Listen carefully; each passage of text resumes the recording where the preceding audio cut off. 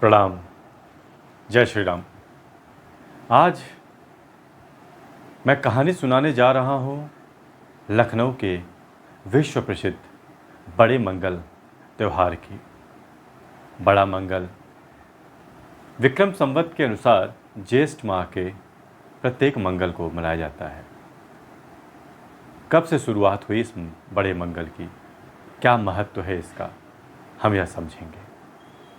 यह बात है त्रेता युग की, जब भगवान राम माँ सीता को प्रजा के हित को ध्यान में रखते हुए वन में जाने के लिए अनुमति प्रदान किए थे।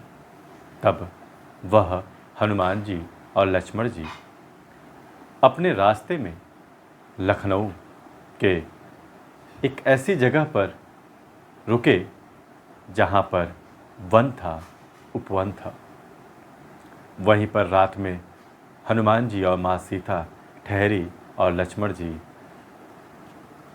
वर्तमान इमामबाड़ा एरिया में, जहाँ पर लक्ष्मण टीला है, वहाँ पर उनका स्थान था, निवास स्थान था, वहाँ पर वह रुके।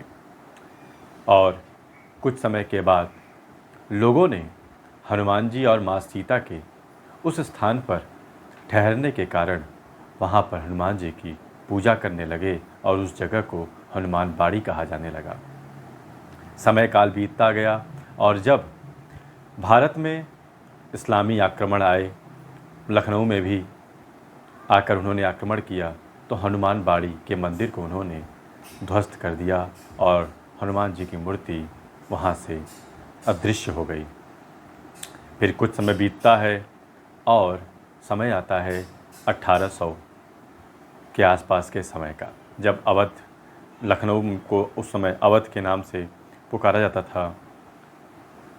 अवध के जो नवाब थे, उनकी पत्नी को बहुत समय से संतान की प्राप्ति नहीं हो रही थी और संतान की प्राप्ति के लिए वह अनेकों जगह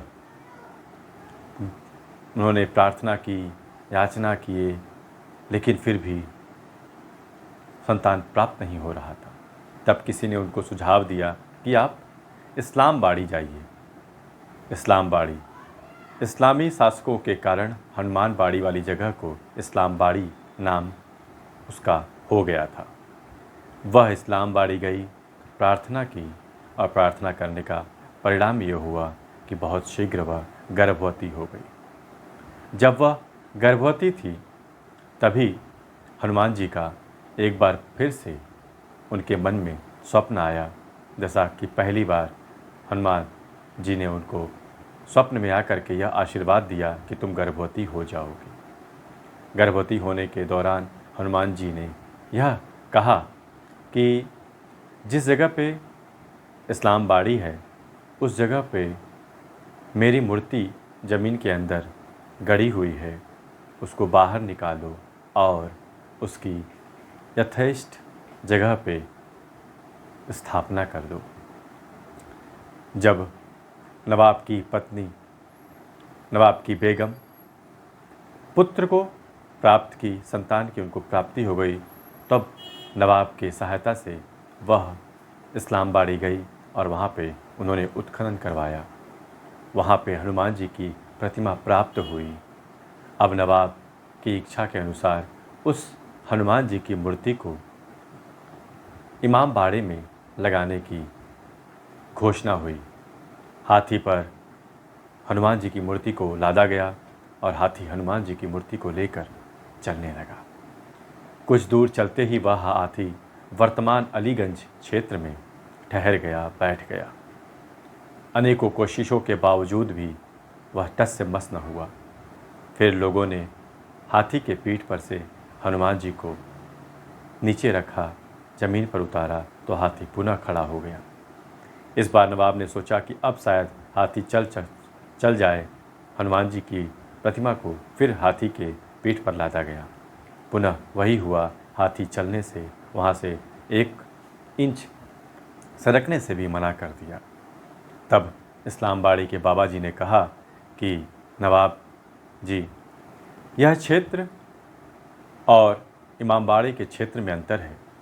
इमामबाड़ा का क्षेत्र गोमती नदी के उस पार का क्षेत्र है और वह लक्ष्मण जी का क्षेत्र है। हनुमान जी लक्ष्मण जी के क्षेत्र में जाना नहीं चाहते। आप इसी स्थान पर हनुमान जी की प्रतिमा को स्थापित करवा दीजिए। नवाब ने इस्लामबाड़ी के बाबा को यह वचन दिया कि अपने राजकीय पैसों के मूल्य पर इस मंदिर को स्थापित किया जाएगा और हनुमान जी की मूर्ति स्थापित की जाएगी। बहुत शीघ्र हनुमान जी की वहाँ पर प्रतिमा स्थापित हो गई और उस जगह को वर्तमान समय में नया हनुमान मंदिर के नाम से जाना जाता है, जो अलीगंज में उपस्थित है। और कुछ ही दूरी पर वह क्षेत्र भी उपस्थित है, वहाँ पुराना हनुमान मंदिर के नाम से जाना जाता है, जहाँ पर हनुमान जी की प्रतिमा प्राप्त हुई थी। और नए हनुमान मंदिर में वही इस्लामबाड़ी के बाबा को नियुक्त कर दिया गया।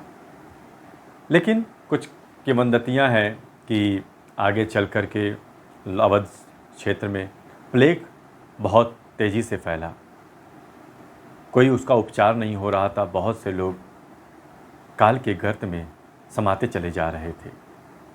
तब पुनः हनुमान जी ने बेगम नवाब की पत्नी के सपने में आकर के उन्होंने जो हनुमान जी की प्रतिमा थी, हनुमान जी का मंदिर था, वहाँ पर आकर मिलने, पूजा करने, देखने के लिए समाज को कहा। सभी लोग जाकर के जब हनुमान जी की पूजा करने लगे, हनुमान जी की आराधना करने लगे, प्लेग बहुत जल्द वहाँ से गायब हो गया।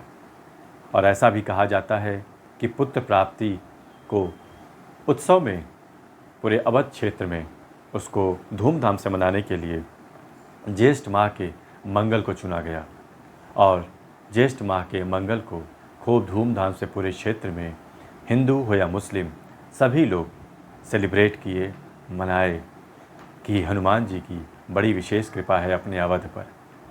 इसलिए आज भी हिंदू हो या मुस्लिम सभी हनुमान जी की उस कृपा से अभिभूत हैं और ज्येष्ठ माह के प्रत्येक मंगल को बड़ा मंगल मनाया जाता है। हर जगह पे अनेकों लोग, सैकड़ों लोग, लाखों लोग भंडारे का आयोजन करते हैं और लोगों को प्रसाद का, जिसे कहते हैं हम कि भंडारे के माध्यम से लोगों को फिर पुनः उस मेले को सेलिब्रेट करने का मौका मिलता है कि कैसे हनुमान जी लखनऊ को शक्ति प्रदान कर रहे हैं। बहुत बहुत धन्यवाद। जय श्री राम, जय हनुमान।